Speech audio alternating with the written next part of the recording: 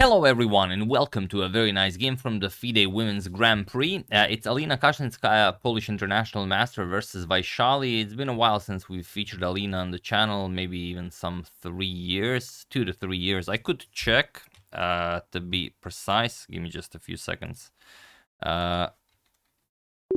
For those of you that don't know, we do have a website where you can check out all of my videos. You can search via the moves that were played, via the number of moves that were played, via the players, via the year, via the tournament.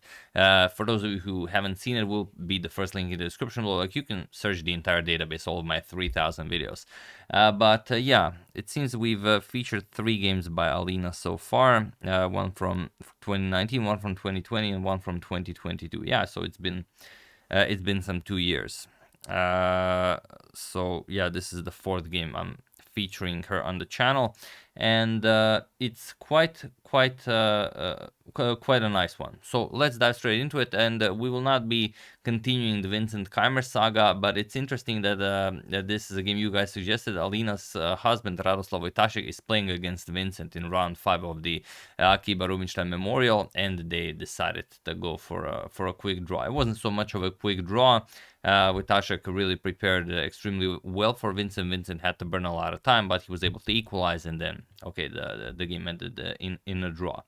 So yeah, let's see what happened here. Alina with white opens with pawn to d4. We have knight to f6 by Vaishali, pawn to c4, and pawn to g6. Also interesting to note, Alina is undefeated so far in the tournament, 5 draws, as this is round 6, and Vaishali did lose 2 games, so she is very much looking for a win here. We have knight to c3, bishop to g7, pawn to e4, and pawn to d6. We have bishop to e2, castles, so a king's Indian defense, pretty standard stuff here. Bishop to e3 and pawn to c5, striking against the white's center. We have d5 and pawn to e6, again going after the center. We have knight f3, e captures, c captures, and pawn to b5. Nothing new. We've seen this many times. The pawn can be captured, however, not with the knight. Then you lose control over the e4 pawn. It can be captured with the bishop. I will briefly show what happens if you capture with the bishop. Then black captures with the knight, and it doesn't really matter what you do. If you capture on e4, which is your best option, then comes queen a5 check, nicely connects with the bishop, and now you could bring the knight back, but then we capture the knight, and then we capture the bishop, or you just block with the queen, and then queen captures on b5, knight captures on d6, attacks the queen, queen captures on b2, and everything gets traded off. Captures, let's say rook b1, attacks the bishop, bishop c3, knight d2, and let's say knight a6, and the game continues. So something like this.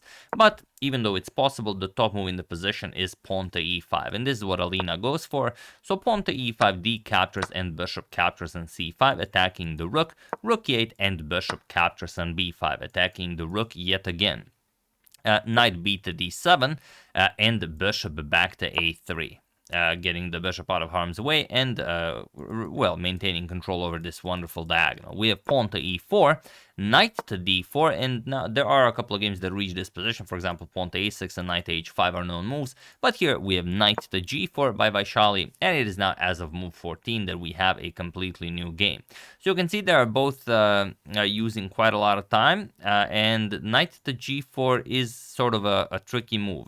She's offering the knight for the knight, but it would be best just to castle here. Now, what could be a problem is queen to h4 after castling, but it is such an interesting line that I will show it. For example, castles queen to h4, now threatening checkmate. You kick away the knight, knight captures on f2, attacks the white queen, rook captures, and now pawn to e3, opening up an attack on the knight on d4 and on the rook on f2, but it's not a problem. You will just either move the rook to c2, or you can even play rook captures on f7. It's such a funny line. Bishop captures on d4, and now, okay, knight to e2, you prevent the pawn from advancing forward, you attack the bishop. King captures on f7, you take the rook, queen captures on d4, and something like captures, and okay, black is up the exchange, but white has a significant counterplay here with the bishop pair. The e3 pawn will probably fall soon, and white does have the passed d pawn, so if anything, white should be better here. So that's the idea, but knight g4 facing it from Vaishali, and how long did it take for her to play it? Okay, wow, yeah, it took her almost 40 minutes to play it. So you probably, say, okay, obviously my opponent calculated everything. I'm not gonna spend 40 minutes calculating it, even though she does. Alina spent some minute and 8, and she did just go for the captures. Yeah, some 15 minutes, let's say, on the decision to Vaishali's almost 40. Okay, bishop captures on d4 and castles kingside, and now pawn to f5. Here, the cleanest way to neutralize White's play is just bishop captures on c3. Look at this. B captures, queen a5, attacks the bishop, and the pawn on c3. Bishop captures on d7. You're going to play queen captures on a3. You can't capture the rook because the queen on g4 would be hanging. And after bishop captures, rook captures, well, let's say rook a to c1, but everything just gets traded off. Captures, and captures. Equal material, equal game. With some nice play, should be a draw. But Vaishali wanted more. She played pawn to f5, and this is where things get really interesting. The interface even signals that f5 is a blunder, not a blunder, a mistake, but still, yeah, not the best move. We have queen to d1, and now bishop to e5. Now bishop captures on c3 is no longer possible, because if you try this idea now with queen to a5, just queen to a4. And there's really nothing. For example, queen captures, bishop captures, and in that line that we've discussed, all of the minor pieces got traded off. It was a queen and pawn in the game where it was okay it was enough to get a draw. But here only the queens are off the board, the minor pieces are in the game, and with the bishop pair and the black king so wide in the open, you will not be able to survive this. I mean, you will put the bishops on these two diagonals, you will start advancing the pawns, rook c1, rook d1. Of course, even your uncle wins this. So after queen d1, bishop to e5, and now pawn to d6, opening up this diagonal and having a protected pass pawn on d6. This is very, very hard to deal with. So let's see what happens. Rook b8, putting pressure on the bishop. h3, we have king to h8, and now queen to a4, putting pressure on the knight and on the rook. a6 attacking the bishop, and bishop to c6. We have knight to b6 attacking the queen, and queen to c2. You could also play queen to b4. Queen to c2 is also very nice. We have bishop to b7 offering a trade, and now knight to d5. Very tricky. The queen now defends the bishop, and everything is nicely connected. Knight captures on d5. Bishop captures. We have rook c8 attacking the queen, and queen to d2. We have pawn to g5. And rook 8 to c1, offering a rook trade, and you can see that Vaishali is already below 2 minutes. Alina has 10 minutes on the clock. We have rook 8 to c1, pawn to g4. Vaishali goes after Alina's king. Rook captures on c8. We have bishop captures, and now bishop to f7. Bishop to c6 is also very nice. Bishop to f7 allows sort of some very, very, very trickerish counterplay, but it is hard to spot. Here, rook to f8 was played by Vaishali. The tricky counterplay I'm referring to is g captures on h3. And okay, looks like a weird move, but if you continue with bishop captures on e8, which looks like a very natural move, all of a sudden h captures on g2.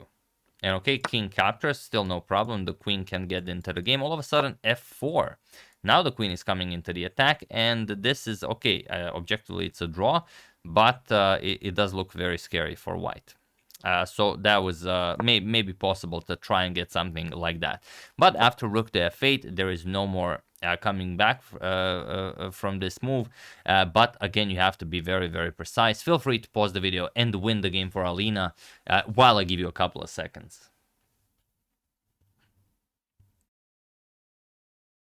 So for those of you who were able to do it, congratulations. I'm always looking for nice ways to centralize your queen. And for those of you who just want to enjoy the show, it is queen to d5.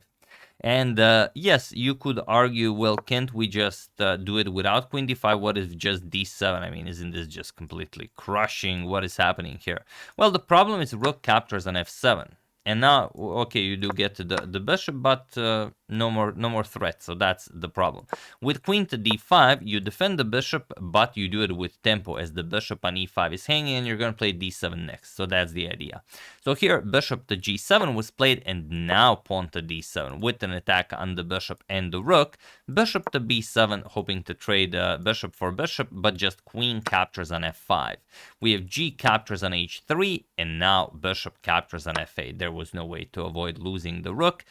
We have queen captures captures on f8, and now, well, you could play a lot of moves, but here just queen to g5, and he was in this position on move 33 that Vaishali resigned the game, as there is nothing more to be done here. There is no defense against pawn to d8. You could maybe prolong it with something like h6, you attack the queen, queen h4, and you capture the bishop, but still, I mean, another queen comes into the game, king h7, queen captures, and you know, if you counter the material, you have a queen and rook. Here you can see a queen and a rook versus a bishop and a bishop.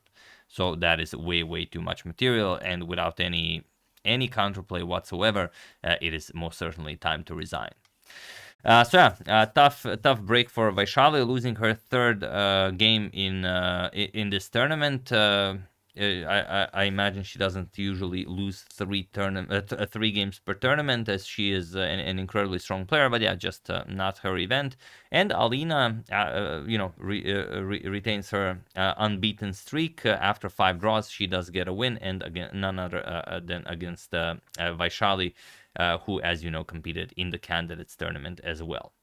So that's the game. Very nicely done by Alina, taking down Vaishali with mere 33 moves. I would like to thank Michael Bowers, Carmen Polifronio, Robert Stadelman, Jack Mihoff, and GuernseyChessFestival.org.gg for your contribution to my channel. Thank you a lot. I really appreciate it. As usual, you can check 2 of my previous videos here. Thank you all for watching, and I will see you soon, continuing to check up on your wonderful suggestions and whatever else happens in the chess world.